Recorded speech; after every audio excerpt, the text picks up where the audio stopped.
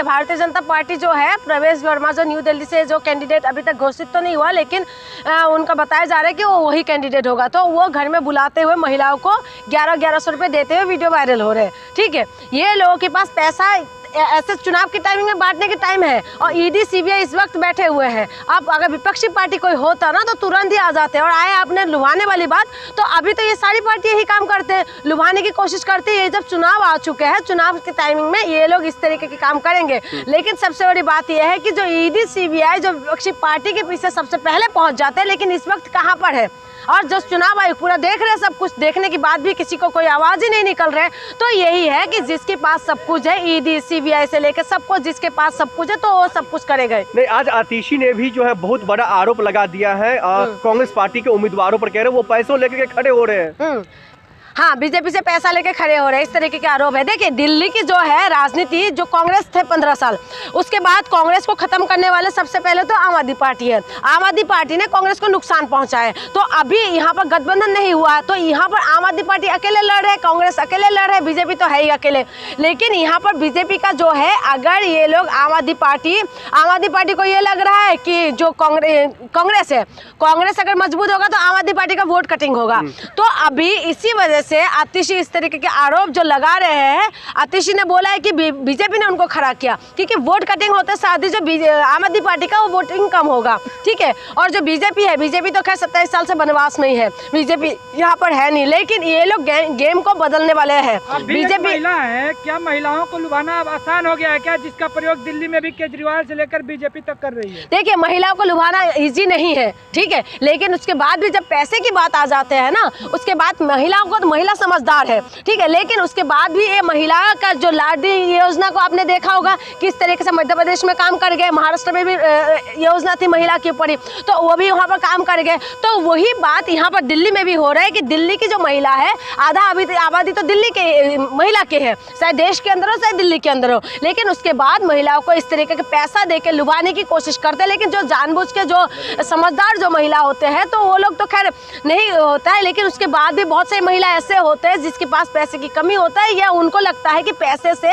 पैसा मिलने के, अगर जीत जाएंगे तो पैसा मिलेगा तो किसको बुरा लगता है। इसी वजह से महिला की वोटिंग ज़्यादातर किस तरफ है। अब महिला वोटिंग के ऊपर सबसे बड़ी डिपेंड होता है कि महिला आखिर में वोट किसको करेंगे। इसी की वजह से सारी राजनीतिक पार्टी कोशिश यही करते हैं कि महिला को पहले लुभा लिया जाए, क्योंकि पहले महाराष्ट्र भी ऐसे जीते उन्होंने, लेकिन मुझे नहीं लगता कि ये कुछ काम करता है, क्योंकि ये लोग जो है ना, जो बीजेपी देखो लुभाना नहीं है, मैं क्या कह रही हूँ, सम्मान दे रहे ना आम आदमी पार्टी, सम्मान दे रहे हैं ना। और देखो, अगर वो दे रहे हैं, महिला के खाते में कुछ जा रहे हैं तो ये गलत नहीं है। लेकिन जो बीजेपी है, बीजेपी तो मैनेज करने में उस्ताद है, तो सब कुछ मैनेज कर ही लेंगे। अगर प्रवेश वर्मा खुलेआम बोल रहे हैं कि हाँ हम पैसे दे रहे हैं, वही तो मैं कह रही हूँ, क्योंकि प्रवेश वर्मा किसकी नेता है भाई, किसकी नेता है, वो बीजेपी की नेता है। तो बीजेपी के नेता जब दे रहे हैं तो कोई सवाल करने वाले कोई है थोड़ी ना, ये सवाल करेंगे उनको ईडी सीबीआई भेज देंगे। अगर यही बात, अगर यही काम अगर दूसरे विपक्षी पार्टी करते, कांग्रेस करते, आम आदमी पार्टी करते, समाजवादी पार्टी करते, बीएसपी करते, अगर कोई भी विपक्षी पार्टी कोई भी करते, तो इस वक्त उस नेता के पास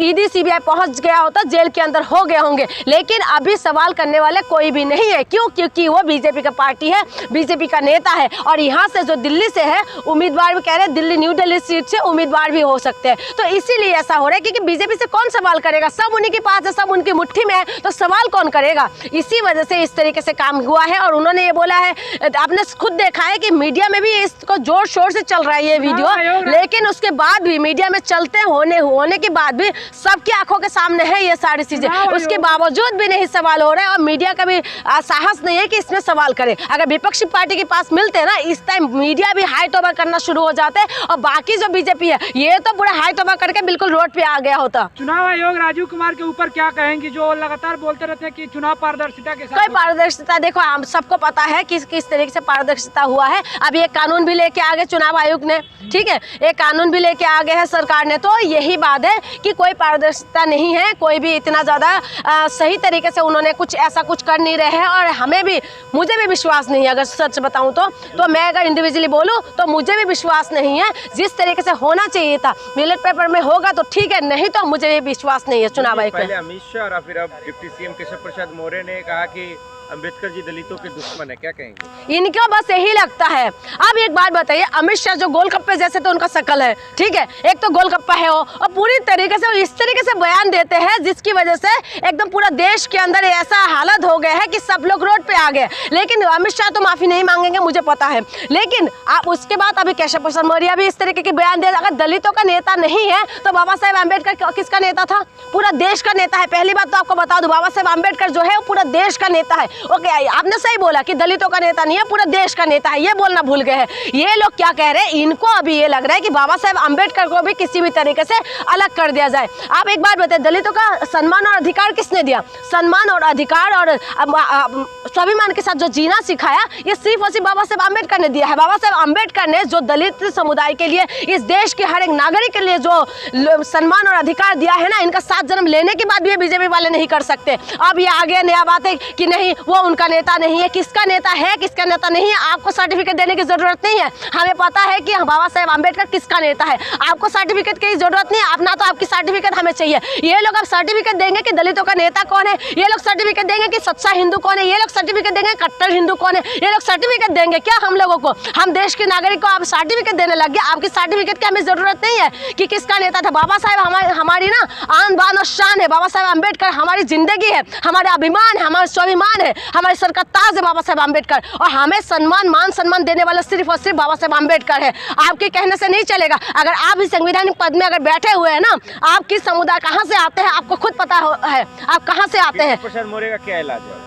इलाज क्या है? दलितों सारी समुदाय को पता है कि केशव प्रसाद मौर्य का क्या करना चाहिए, उनको ही माफी मांगना चाहिए। वो कह रहे हैं कि पूरा देश का, अगर एक तरीके से देखा जाए तो सही बोल रहे हैं कि इनका नेता नहीं पूरा देश का नेता है, ये बोलना चाहिए था इनको।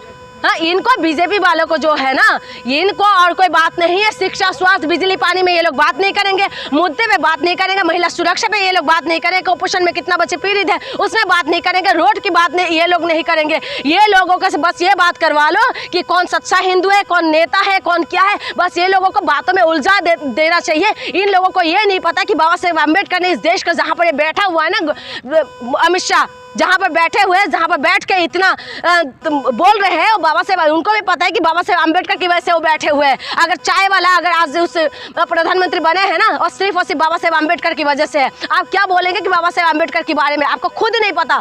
आपको सब मान सम्मान देने वाला सिर्फ और सिर्फ बाबा साहेब अम्बेडकर है। आखिरी सवाल, ना अमित शाह ने माफी मांगी, ना केशव प्रसाद मौर्य ने। अम्बेडकर का अपमान लगातार होते जा रहा है बीजेपी की तरफ से, क्या होगा? देखिए, नुकसान तो होगा इनको, क्योंकि 2024 से पहले इन लोगों ने यही बोला था ना कि हम 400 पार कर दो, हम संविधान को बदल देंगे, ठीक है। तो उनको अपाहिज बना दिया है, ठीक है। और वो बनाने वाले ज़्यादा से ज़्यादा हमारे देश की जो लोग हैं, ज़्यादातर कौन है? 85% तो वही है। तो इनको ये पता है कि अगर हमें पूरा आ जाते तो ये संविधान बदल लेते, लेकिन वो बात जन जन तक पहुंचे और उसके बाद क्या हुआ, ये लोग अपाहिज बन गए, ठीक है। अभी भी ये जन जन तक, घर घर तक ये बात पहुंच चुके हैं कि इन्होंने बाबा साहेब अम्बेडकर का अपमान किया। और इसीलिए तो अमित शाह भागे भागे आए कि मीडिया मेरे जो है बयान को तोड़ मरोड़ के दिखा रहे। मीडिया का औकात है इतना, आज की मीडिया के अंदर इतना औकात है मीडिया का कि आपके बयान को तोड़ मरोड़ के दिखाए। आप जो बोलेंगे मीडिया तो वही करते हैं, फिर उसके आप क्या तोड़ मरोड़ के दिखाए। लाइव चल रहा था, पूरे देश ने देखा है, पूरा दुनिया ने देखा है, और घर घर तक ये बात पहुंच चुके हैं कि ये लोग भीमराव अंबेडकर को कितना सम्मान करते हैं। दोनों का यही मैं कहूंगी कि आप लोगों को संविधानिक पद इसीलिए दिया है क्योंकि हम लोगों ने बड़ी आत्मविश्वास के साथ उनको दिया था कि उन्होंने संभालेंगे। इनका काम है लॉ एंड व्यवस्था को अच्छा करके रखना, इनका काम है। लेकिन क्या है, वो अपने कामों में ध्यान नहीं है। इनको बस यही सब ऊट पटंग बातें बोलते रहना है, और बस देश के अंदर जो जनता का मुद्दा है उसमें बात नहीं करेंगे। ये लोग आपस में उलझाते रहेंगे। ये लोग शिक्षा स्वास्थ्य में बात नहीं करेंगे, ना ये लोग रोजगार में बात करेंगे, ना जो व्यवस्था है पुलिस के अंदर कितना भर्ती होना है उसमें ये लोग काम नहीं करेंगे। पुलिस व्यवस्था के अंदर क्या क्या कमी है उसमें काम नहीं करेंगे। जबकि पूरा देश की जो पुलिस है, पूरा देश के जो पैरामिलिट्री जो फोर्स है, अर्धसैनिक बल है, तो उनको कौन रिपोर्ट करते हैं? अमित शाह को रिपोर्ट करते हैं ना। उसमें काम कौन करेगा? अमित शाह जी ही करेंगे ना। लेकिन उसमें काम, उसमें उनका कोई वो नहीं है। इनका बस यही काम है कि किसी भी तरीके से देश की जनता को उल जलूल बयान देके उलझाते रहे, अपने मुद्दे से भटकाते रहे। आप अमित शाह गृह मंत्री का नाम ले रहे हैं, वो किधर से गोलगप्पा लगते हैं? क्यों? उनका शकल नहीं देखा गोलगप्पे देखते हुए? बिल्कुल ऐसा नहीं रहा उनका शकल, बिल्कुल। वो माफी नहीं मांगेंगे, आप कुछ भी कर लो।